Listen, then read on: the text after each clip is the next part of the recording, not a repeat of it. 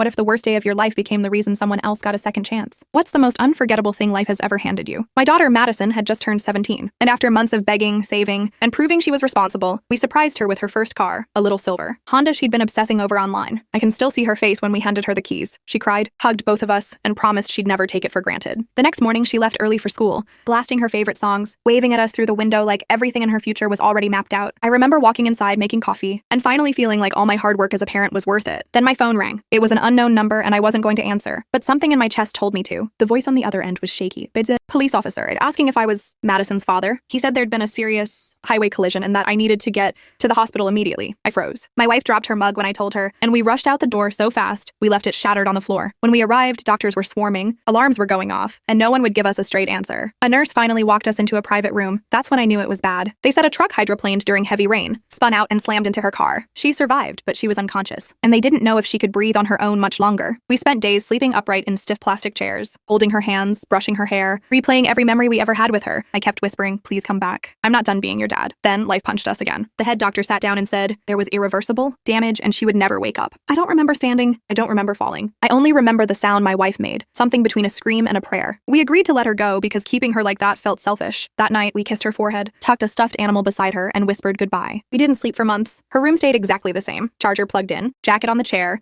half-written homework on the desk. Then, almost a full year later, we received a letter, handwritten, shaky, and tear-stained, from a 14-year-old girl who said Madison's kidney saved her life. She said she finally got to go outside again, eat real food, and dream about the future, and she promised she would live for both of them. A month later, we met her. She hugged us like she'd known us forever and said, I didn't just get an organ, I got a part of a hero. And that was the greatest gift we've ever received. Proof that even after her last breath, our little girl was still saving someone else's life.